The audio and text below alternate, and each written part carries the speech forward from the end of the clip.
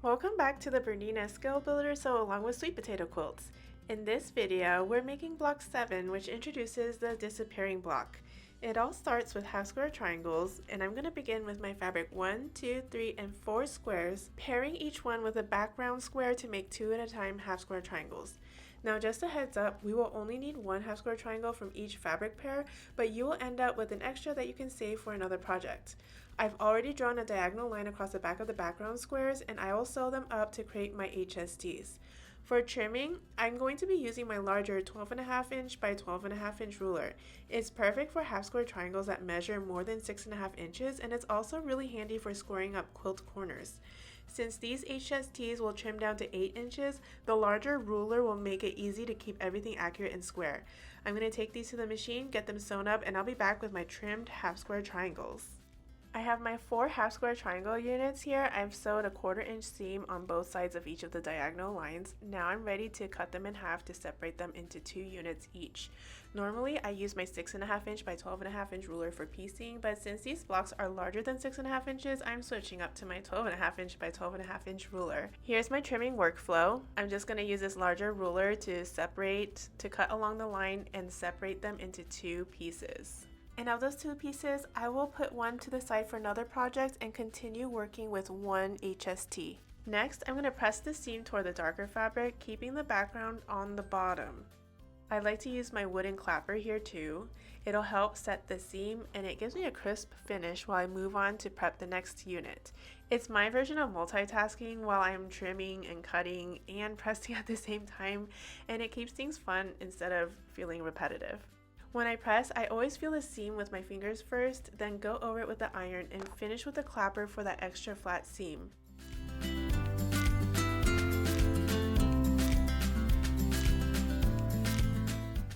And now for trimming, these need to measure exactly 8 inches square. I'm lining up the 8-inch marks on the ruler along the sides of the block with a 45-degree line running along the seam. You should see a little fabric overhang past the ruler edges and also past the 8-inch lines, and that's a good sign because it means your block will not trim too small. I'm going to trim the top and side, then rotate the block and line it up again with the 8-inch marks.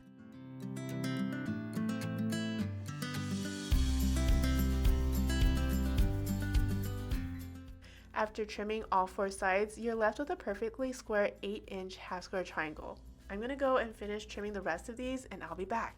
I'm here with my 4 half square triangles, and oh my gosh, this is my favorite block so far because honestly this step is one of my favorite parts of piecing.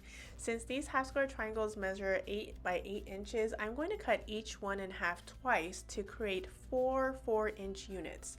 And to do that, I'm going to line up the 4-inch mark on my ruler with the edge of the block, making sure it's aligned with a horizontal line at both the top and bottom, and then make the cut. From here, you can stack your units, and some people call this stack and whack.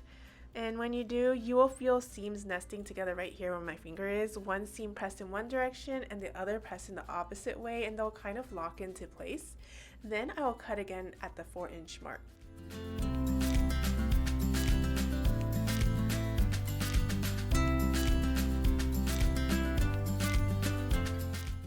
This will give me 2 of the 4-inch squares and 2 of the 4-inch half square triangles. Once the units are separated and some of the pieces are rotated around, you can see that the large HST will turn into an arrow block. To finish, I'll sew these pieces into rows and then sew those rows together, and I'll get done with that and be back to show you the result. While I finish cutting the rest of these units, let's talk about disappearing blocks. Quilters love them because you get so much variety from just starting with a simple block, and with a few simple cuts and rotations, you can turn the same pieces into endless layouts. They're a great way to add surprise and creativity to your quilting, and they're also great for scrapbuster projects. Here are my disappearing block units made from the half square triangles, and you can see they form these fun arrow blocks. From here, it's just a matter of arranging them into the new block layout, and I'm going to follow the pattern to piece everything together. This really shows how simple, fast, and fun disappearing blocks can be. I'll get the rest sewn up and I'll be back to show you the finished block. Alright, here's my block, and let me show you the back so that you can see how I handled the seams. For the disappearing block units, you can see that I sewed the seams in opposite directions. I nested them and then I opened the next seam. On the top row here, you will see that these middle seams point in. In the middle row, the middle seams point out, and in the bottom row, those middle seams also point in, and that way, when those rows were sewn right sides together, those seams nested nicely. When I pieced the full block together, I decided to press all the seams toward the middle strips instead of opening them, since those strips were single pieces of fabric. It made the block really straightforward to piece, and it's so much fun to put together, so I hope you enjoyed making this block.